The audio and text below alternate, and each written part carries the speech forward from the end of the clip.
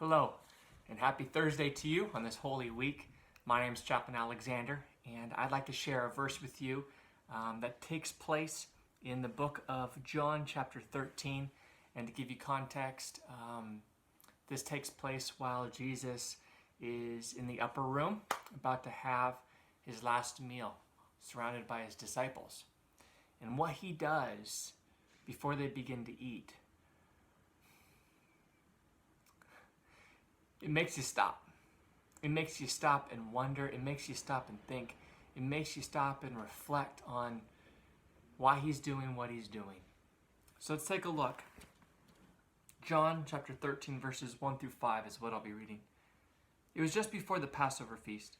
Jesus knew that the time had come for him to leave this world and go to the Father. Having loved his own who were in the world, he now showed them the full extent of his love. The evening meal was being served, and the devil had already prompted Judas Iscariot, son of Simon, to betray Jesus. Jesus knew that the Father had put all things under his power, and that he had come from God and was returning to God. So he got up from the meal, took off his outer clothing, and wrapped a towel around his waist. After that, he poured water into a basin and began to wash his disciples' feet, drying them with the towel that was wrapped around him. This is incredible. This is incredible. Now, they did not have the roads that we have today. These men, they walked through dirt 24/7. They were walking by just the worst possible things on the road. And he was willing, Jesus, God in human form, was willing to get down on his knees and to wash all that stuff off of their feet. Something a servant would do. I was reminded earlier this week, as I was thinking through what verses I want to share with you, I was reminded that my stepdad actually performed this. He washed my mom's feet the night of their wedding.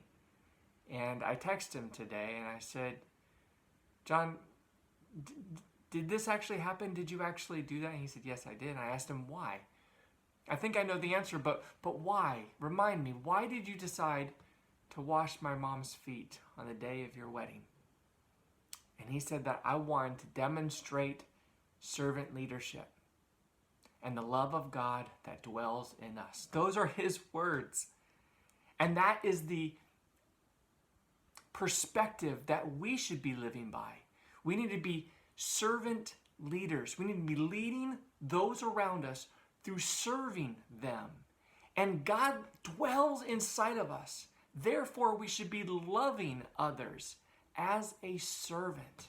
You know, Mark 12, verse 45 tells us, the Son of Man did not come to be served, but to serve, and to give his life as a ransom for many. To give his life as a ransom.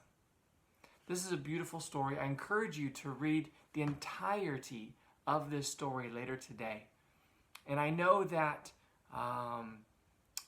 as we prepare for Good Friday tomorrow, the day that Jesus sacrificed his life, there was a moment where he had this meal. He had this very special meal with them beforehand, the day before. And what we're going to do is I want to spend a good amount of time reflecting on that meal. And so what we're going to do is tomorrow we are going to be showing last year's Living Last Supper. It took place last year at the traditional chapel.